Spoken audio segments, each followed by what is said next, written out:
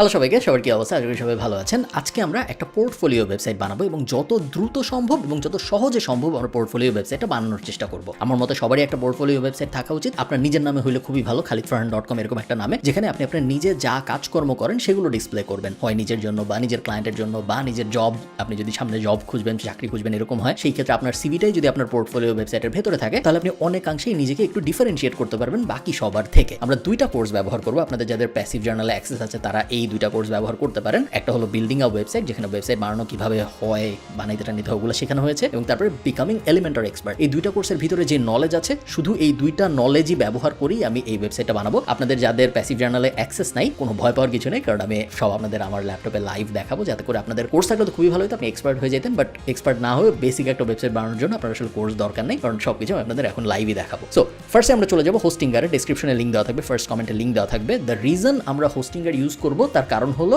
ওরা এই ভিডিওর স্পন্সর এবং ওরা অ্যাকচুয়ালি সবচেয়ে সস্তা এই মুহূর্তে মার্কেটে। প্লাস ওরাই আসলে একমাত্র যারা ফ্রি ডোমেইন দেয়, নাহলে আবার ডোমেইন আলাদা কিনতে হয়, এবং ওদের রিনিউয়াল কস্টও বেশ সস্তা। সেম অ্যাকচুয়ালি প্রথম বছরে যেই খরচ, সেকেন্ড বছর রিনিউ করতে একই খরচ। আপনি যখন এরকম নিজের নামে একটা পোর্টফোলিও ওয়েবসাইট বানাচ্ছেন, আপনি এটা 1 বছর রাখবেন না, আপনি এটা প্রত্যেক বছর রিনিউ করতে থাকবেন। আপনি এমন কারো কাছ থেকে কিনতে চান যে প্রথম বছরে আপনাকে সস্তা দিয়ে পরের বছরে আপনার কাছ থেকে ডাবল দাম যাবে, এরকম না, প্রত্যেক বছরই সেম দাম যাবে, এরকম। হোস্টিং আর আমার মতে ওই দিক দিয়েও বেশ ভালো। যাও, কেনার জন্য যা করতে হবে, আমি ডেসক্রিপশনের লিঙ্কটা আপনি চাপবেন, তারপর আপনি এরকম একটা পেজে আসবেন। পেজে আসার পর এইটা একটা ফ্রি ডোমেইন পাওয়া যায়, যেটা আমি যদি আলাদাভাবে কিনতে চাইতাম তাহলে আমার আলাদা আরও $10 খরচ হইতো, বাট এই ক্ষেত্রে আমি ওটা সাথেই পাচ্ছি। আমি এখান থেকে গুগলে চাপ দিই, আমি একটা অ্যাকাউন্ট খুলে ফেলবো, khalid@khalidfarhan.com ইউজ করি আমি। ওকে, খুলে ফেললাম। এরপর আমাকে বলতেছে তুমি কীভাবে টাকা দিতে চাও। টাকা দেওয়ার ব্যাপারটা কিন্তু একটু ক্রিটিক্যাল বাংলাদেশের জন্য। বাংলাদেশে আপনারা যারা ডলারে কেনাকাটা কখনো করেন নাই, আপনার যেটা করতে হবে, আপনার বাংলাদেশে আপনার যে ব্যাংকে অ্যাকাউন্ট আছে ওই ব্যাংকে যেতে হবে, যে বলতে হবে আমি ডলারের কিছু একটা কিনতে চাই। এটা বলার পরে আপনার ব্যাংক আপনাকে একটা ডলারের কার্ড দিবে। কোনো ব্যাংক আলাদা একটা কার্ড দেয় ক্রেডিট কার্ডের মতো, আর কোনো ব্যাংক আপনার এক্সিস্টিং যে কার্ড আছে ওইটার মধ্যেই ডলার ঢুকায় দেয়। এক এক ব্যাংকের এক এক সিস্টেম। আপনার ব্যাংকের সাথে কথা বলতে হবে, খুব একটা জটিল ব্যাপার না। লিটারেলি আপনার 1 ঘন্টাও লাগবে না পুরো জিনিসটা করতে, যদি আপনার অলরেডি ব্যাংকে অ্যাকাউন্ট থাকে। অ্যাকাউন্ট না থাকলে প্রথমে অ্যাকাউন্ট খুলতে হবে, তারপর করতে হবে, তখন একটু সময় বেশি লাগবে, বাট তারপরেও আসলে যে খুব জটিল এরকম না। সো ওকে, আমি এখানে সব ডিটেল দিই, এখানে আমার কার্ডের নাম ধাম দিব। সো স্ক্রিনটা এখন আমরা হাইড করে দিব।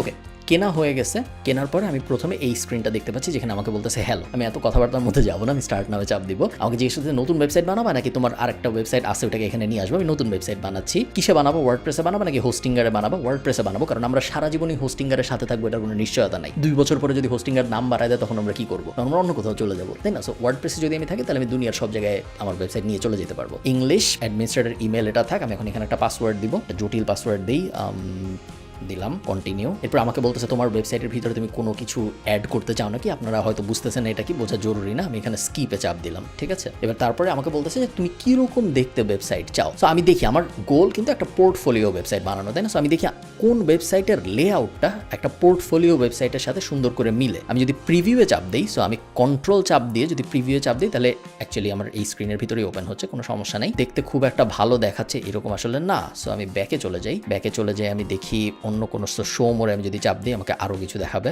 ওকে, ইন্টারেস্টিং। কোনোটাই আমার খুব আহামরি ভালো লাগতেছে এরকম না, আবার কোনোটাই যে খুব আহামরি খারাপ লাগতেছে এরকম আসলে না। আমি আপাতত যেটা করবো, আপাতত এটা সিলেক্ট করি, পরে আমরা চেঞ্জ করতে পারবো। ব্র্যান্ড নেম আমি দিলাম Maklu the cat. Actually, Maklu the cat, na Piklu the cat. Description: I am a digital marketer. Actually, আমরা description লিখবো কেন? আমরা ChatGPT তে যাই, আমরা ChatGPT তে জিজ্ঞেস করি give me a description about a digital marketer. হাবিজাবি নিয়ে আসলাম আমি কিন্তু পড়তেছি না কি। সো আপনারা অবশ্যই এরকম করবেন না, আপনারা পড়ে টরে নেবেন। এরপরে জিজ্ঞেস করছে claim a free domain, buy a domain. আমরা ডোমেন কিনবো না, কারণ যেহেতু আমাদের যে প্যাকেজটা আমরা কিনছি ওটার সাথে আমরা ডোমেন ফ্রি পাচ্ছি। সো আমি ক্লেম আ ফ্রি ডোমেইনে চাপ দিব। চাপ দেওয়ার পরে আমাকে বলবে ডোমেইনের নামটা লিখতে। আগে এখান থেকে আমরা .com সিলেক্ট করব, আমরা কিন্তু .in বা এরকম কোনো অদ্ভুত নাম চাই না। সো pikluthecat.com, এটা জেনারেলি হবে আপনার নাম। আমার যেহেতু khalidfarhan.com নামে অলরেডি একটা ডোমেইন আছে, সো আমি ওই নামের দিকে আর যাচ্ছি না, এই কারণে আমি এরকম একটা র্যান্ডম নাম নিচ্ছি। বাট আপনার ক্ষেত্রে কিন্তু আপনি অবশ্যই আপনার যে নাম সেই নাম বা ওটার সবচেয়ে কাছাকাছি আপনি যা পান সবসময় আপনার নাম অ্যাভেলেবল থাকবে এরকম না। স্পেশালি আপনার নাম যদি কমন হয় তাহলে ওটা অলরেডি ইউজ হয়ে গেছে। আপনার নামে সবচেয়ে কাছাকাছি আপনি যেটা পান, কারণ এটা সারা জীবন আপনার সাথে থেকে যাবে। সো এটা একটু বুঝে শুনে একটু চিন্তা ভাবনা করে নেবেন। এরপরে কন্টিনিউ। এরপরে এক্সিস্টিং প্রোফাইল ইউজ করতে বলছেন, এক্সিস্টিং প্রোফাইল ইউজ করে রেজিস্ট্রেশন কমপ্লিট করলাম। আপনার ক্ষেত্রে আপনার হয়তো নাম, ঠিকানা এসব একটু দিতে হবে। ওকে, এখানে একটা ইম্পর্টেন্ট ব্যাপার, আপনার সার্ভার লোকেশন সবসময় হওয়া উচিত আপনার ভিজিটররা যেখানে থাকবে ওটার সবচেয়ে কাছে। এক্সাম্পল দিই আমি, মনে করেন আপনি বাংলাদেশের জন্য একটা ই কমার্স ওয়েবসাইট বানাচ্ছেন। বাংলাদেশের জন্য যদি আপনি একটা ই কমার্স ওয়েবসাইট বানান, সেই ক্ষেত্রে আপনার সার্ভার হওয়া উচিত বাংলাদেশের সবচেয়ে কাছে যে রিজিয়ন সেইখানে। আমি যদি এখানে এডিটে চাপ দিই, আপনারা দেখবেন যে বাংলাদেশের ভিতরে কোনো সার্ভার নাই, কিন্তু ইন্ডিয়ার ভিতরে একটা সার্ভার আছে। সো এই ক্ষেত্রে আমি ইন্ডিয়ায় বা সিঙ্গাপুরে আমার সার্ভার লোকেশন দিব। এই ক্ষেত্রে যেহেতু আমরা একটা পোর্টফোলিও ওয়েবসাইট বানাচ্ছি, আসলে কিছু তেমন একটা যায় আসে না, বাট আপনারা বেসিক্যালি সবসময় মাথায় রাখবেন আপনার ওয়েবসাইট যে ভিজিট করবে সে যেইখানে তার যত কাছে সার্ভার থাকবে ওয়েবসাইট তত তাড়াতাড়ি লোড হবে।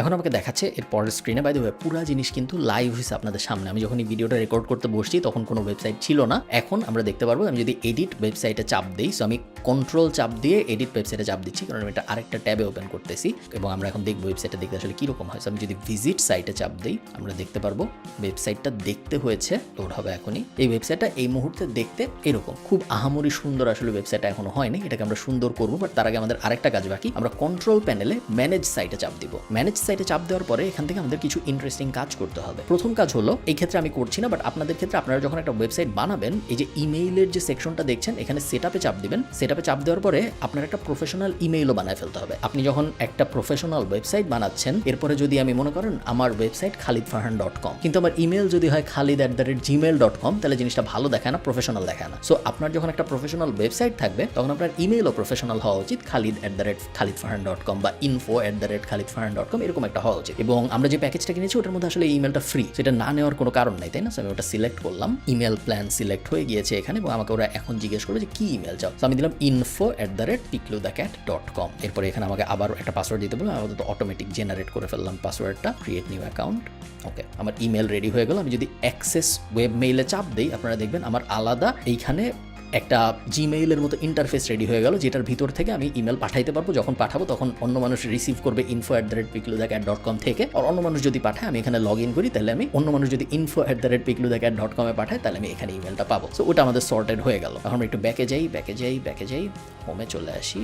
হোমে চলে আসার পরে আমরা দেখবো এখান থেকে আমাদের আর কিছু করার আছে নাকি। সো আমরা এখানে আরেকবার ম্যানেজে চাপ দিব। আমরা এক্সটার্নাল জিনিসপত্র আগে সর্ট করে তারপর মেইন ওয়েবসাইট ডিজাইন করতে যাব। এখানে আসলে আর তেমন কোনো কিছু আমরা করার দেখছি না। ওয়েবসাইট সেফ, পারফরমেন্স স্কোর টোর আমাদের কিছু দেখার নাই, এখান থেকে আমাদের তেমন কিছু করার নাই। সো আমি যদি এখানে pikludacat.com চাপ দিই, আপনারা দেখেন এখানে লেখা pikludacat.com, আমাদের ওয়েবসাইট কিন্তু এখন মেইন একটা, দুনিয়ার যে কেউ যে কোনো প্রান্ত থেকে যদি pikludacat.com লেখে, সে আমাদের ওয়েবসাইট পাবে। প্রবলেম হলো আমাদের ওয়েবসাইট এখন দেখতে সুন্দর হয়নি, এটাকে দেখে কোনোভাবে পোর্টফোলিও ওয়েবসাইট মনে হচ্ছে না। সো আমরা পোর্টফোলিও ওয়েবসাইট এটাকে বানানোর জন্য কি করবো? পোর্টফোলিও ওয়েবসাইট বানানোর জন্য আমরা যেটা করতে পারি, আমরা এডিট ওয়েবসাইটে সরাসরি চাপ দিতে পারি। এই ওয়েবসাইটে চাপ দেওয়ার পরে আমাদের এডিট ইন্টারফেসে নিয়ে যাবে হোস্টিংয়ার। আমরা এখান থেকে অ্যাপিয়ারেন্স থেকে থিমসে যাব। থিমসে যাওয়ার পরে আমরা অ্যাড নিউ চাপ দিব। এরপর এখানে লিখবো পোর্টফোলিও। ওকে, ইন্টারেস্টিং। পোর্টফোলিওর অনেক থিমস আমরা দেখতে পাচ্ছি, বেশ সুন্দর সুন্দর পোর্টফোলিও থিম। আমরা প্রথমটাই নেই অ্যাকচুয়ালি। সো ইনস্টল, ফ্রি, কিন্তু আমার কিনতে হচ্ছে না কিছুই। ওই যে শুরুতে আমি হোস্টিংয়ারকে একবার টাকা দিলাম, ওর বাইরে আমরা কোনো টাকা খরচ না করে আমাদের এই পুরো ওয়েবসাইটটা কমপ্লিট করতে চাই। সো অ্যাক্টিভেটে চাপ দেওয়ার পরে আমার এখন এখানে বলছে কিছু থিম ইনস্টল করতে। So begin installing plugins,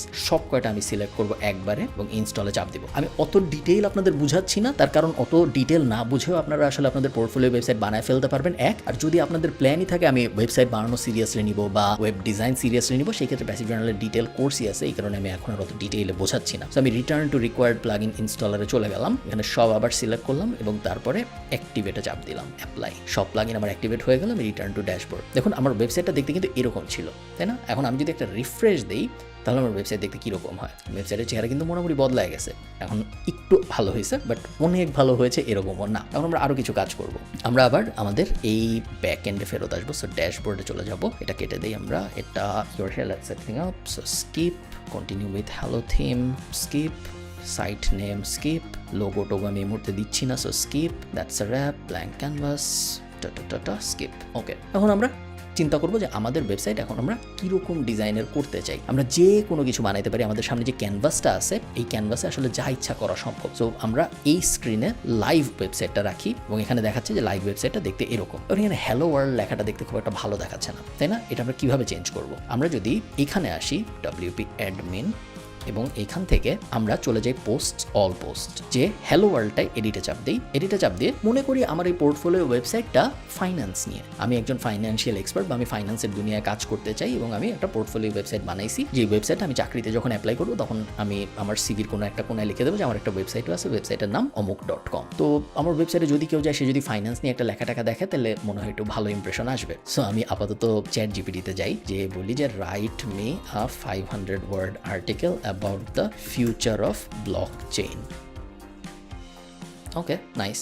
so ও পুরোটা লিখতে থাকুক, ততক্ষণ আমি টাইটেলটা কপি করে নিয়ে আসলাম। ভাই তবে এই কাজ আপনি করবেন নাকি এটা আমি আপনাকে বলতেছি না যে আপনি এটা করেন, চ্যাট জিপিটি থেকে এভাবে কপি করে নিয়ে আসাটা সবসময় ভালো নাও হইতে পারে। এই ক্ষেত্রে আমি পড়তেছিও না যে ও আসলে কী বলছে। আপনার ক্ষেত্রে আপনার হয়তো একটু পড়ে নেওয়া উচিত হবে যদি আপনি চ্যাট জিপিটির জিনিসপত্র ইউজ করেন বা গুগল বার্ডের জিনিসপত্র ইউজ করেন। আর যদি আপনার নিজের নলেজ থাকে সেই ক্ষেত্রে ইউজ না করাই ভালো, বিকজ আপনি কখনোই দুনিয়ার কোনো এআই এত অ্যাডভান্স না এখন পর্যন্ত যে ওরা মানুষের থেকেও ভালো নলেজেবল জিনিস দিবে। হয়তো গ্রামাটিক্যালি অনেক ভালো জিনিস দিবে, বাট মানুষের থেকে ভালো নলেজেবল জিনিস দিবে এই চান্স আসলে বেশ কম। কপি, এখানে চলে আসলাম, পেস্ট।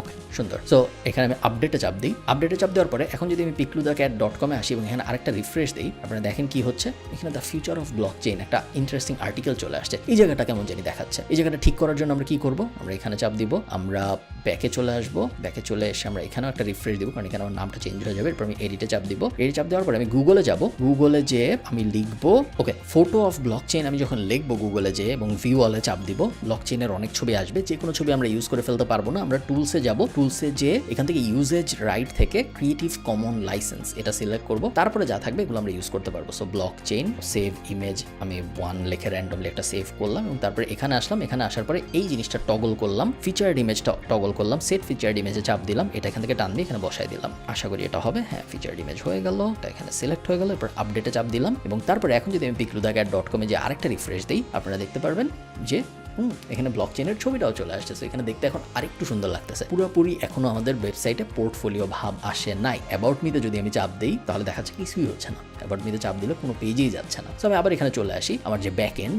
সো আপনারা দেখতে পাচ্ছেন আমি একবার ফ্রন্ট এন্ডে যে রিফ্রেশ দিচ্ছি, তারপরে আমি একটু পরে ব্যাক এন্ডে চলে আসতেছি। সো আমার অ্যাবাউট পেজ বলে আসলে কিছু নাই মনে হচ্ছে। এই কারণেই অ্যাবাউট মিতে আমি যখন চাপ দিচ্ছি তখন আসলে কিছু হচ্ছে না, সেম পেজে আবার লোড হচ্ছে। এটা আমরা ফিক্স করবো কিভাবে? আমরা নতুন একটা পেজ অ্যাড করি। তাহলে অ্যাড নিউ, এটা নাম দিলাম অ্যাবাউট মি। কিছু একটা লিখতে হবে। আমি চলে গেলাম চ্যাট জিপিটির কাছে, write me an about me section, I am a finance expert.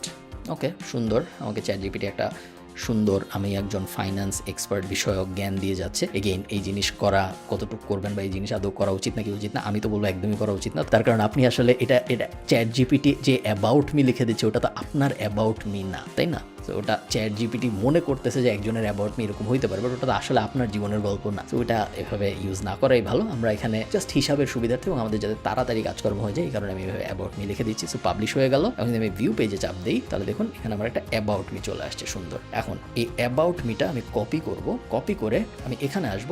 এখানে এসে অ্যাকচুয়ালি আমি এখান থেকে কাস্টমাইজে চাপ দিব।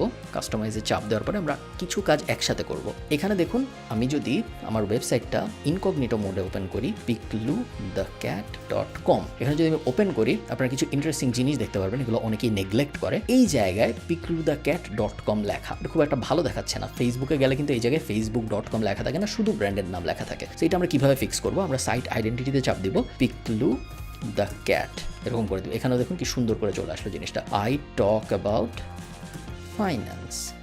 সুন্দর লাগতেছে ব্যাপারটা এখন। এরপরে আমাদের কি এখানে আর কিছু করার ছিল না? এখানে আমাদের আর কিছু করার ছিল না। প্রত্যেকটা অপশন আমরা ঘেটে ঘেটে দেখবো। সো কালার আমরা চেঞ্জ করতে পারি আমাদের ইচ্ছা মতো। সো হেডার টেক্সট কালার, যে দেখুন সব চেঞ্জ হয়ে যাচ্ছে। এই যে আপনারা যদি এই জায়গাটা একটু মনোযোগ দেন আপনারা দেখবেন এখানে কালার সব চেঞ্জ হচ্ছে। তো আপাতত এরকম থাক, আমি এখানে কিছু করছি না। ব্যাকগ্রাউন্ড ইমেজ এভাবেই থাক। তো ব্যাকগ্রাউন্ড ইমেজে আমি এই ইমেজটা বদলানোর জন্য এখন আমার কাছে এই মুহূর্তে ইমেজ নেই, বাট আপনারা বুঝতেই পারতেছেন ইমেজ বদলায় কীভাবে আসলে। মেনুতে আমি এখন কিছু দিচ্ছি না, এটা এরকম থাক। Widgets, single page post sidebar, এটা একটা ইন্টারেস্টিং জিনিস। আপনারা দেখেন অ্যাবাউট পেজে যখন আমি যাচ্ছি ডান পাশে জিনিসটা খুব বাজে দেখাচ্ছে।